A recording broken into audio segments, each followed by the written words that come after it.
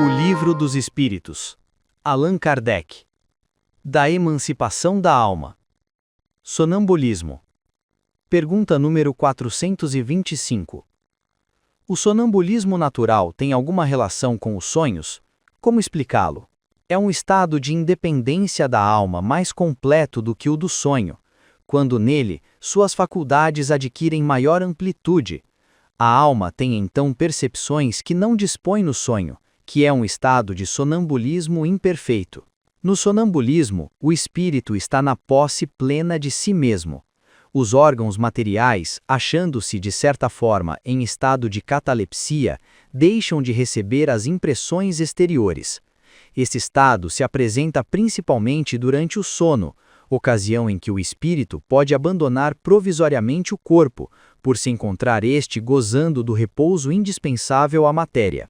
Quando se produzem os fatos do sonambulismo, é que o espírito, preocupado com uma coisa ou outra, se aplica a uma ação qualquer, para cuja prática necessita de utilizar-se do corpo. Serve-se então deste como se serve de uma mesa ou de outro objeto material no fenômeno das manifestações físicas, ou mesmo como se utiliza da mão do médium nas comunicações escritas. Nos sonhos de que se tem consciência, os órgãos, inclusive os da memória, começam a despertar. Recebem imperfeitamente as impressões produzidas por objetos ou causas externas e as comunicam ao espírito, que então, também em repouso, só experimenta, do que lhe é transmitido, sensações confusas e a miúde desordenadas, sem nenhuma aparente razão de ser, mescladas que se apresentam de vagas recordações, quer da existência atual, quer de anteriores. Facilmente, portanto, se compreende por que os sonâmbulos nenhuma lembrança guardam do que se passou enquanto estiveram no estado sonambúlico, e por que os sonhos de que se conserva a memória, as mais das vezes, não têm sentido. Digo as mais das vezes, porque também sucede serem a consequência de lembrança exata de acontecimentos de uma vida anterior, e até, em certos casos, uma espécie de intuição do futuro. Pergunta número 426. O chamado sonambulismo magnético tem alguma relação com o sonambulismo natural? É a mesma coisa, com a só diferença de ser provocado.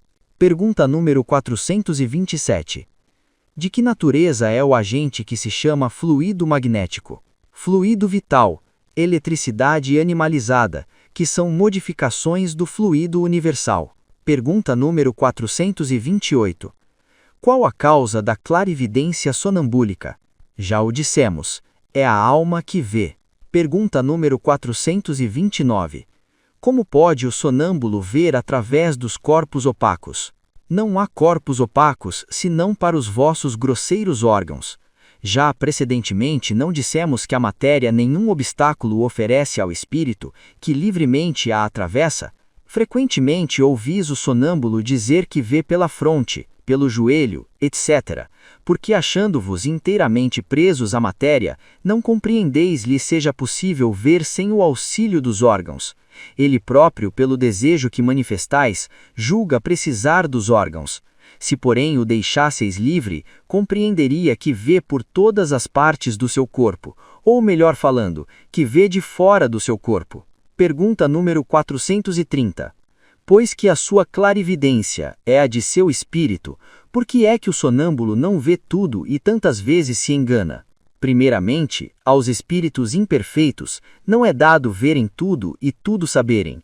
Não ignoras que ainda partilham dos vossos erros e prejuízos.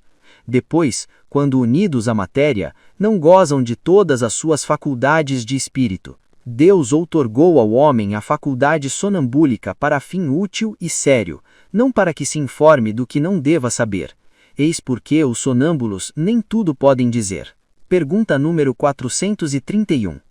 Qual a origem das ideias inatas do sonâmbulo, e como pode falar com exatidão de coisas que ignora quando desperto, de coisas que estão mesmo acima de sua capacidade intelectual? É que o sonâmbulo possui mais conhecimentos do que os que lhe supões. Apenas tais conhecimentos dormitam, porque por demasiado imperfeito seu envoltório corporal não lhe permite rememorá-los. Que é afinal um sonâmbulo? espírito como nós e que se encontra encarnado na matéria para cumprir sua missão, despertando desta letargia quando cai em estado sonambúlico. Já te temos dito repetidas vezes que renascemos muitas vezes. Essa mudança de condição é que ao sonâmbulo, como a qualquer espírito, ocasiona a perda material do que haja aprendido em precedente existência. Entrando no estado a que chamas crise, lembra-se do que sabe, mas sempre de modo incompleto. Sabe, mas não poderia dizer de onde lhe vem o que sabe, nem como possui os conhecimentos que revela. Passada a crise, toda recordação se apaga e ele volve à obscuridade. Mostra a experiência que os sonâmbulos também recebem comunicações de outros espíritos, que lhes transmitem o que devam dizer e suprem a incapacidade que denotam. Isto se verifica principalmente nas prescrições médicas. O espírito do sonâmbulo vê o mal, outro lhe indica o remédio. Essa dupla ação é às vezes patente e se revela, além disso, por estas expressões muito frequentes. Dizem-me que diga ou proíbem-me que diga tal coisa.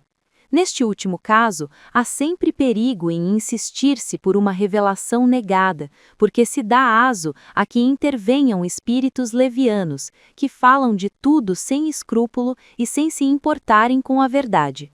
Pergunta número 432. Como se explica a visão à distância em certos sonâmbulos? Durante o sono, a alma não se transporta?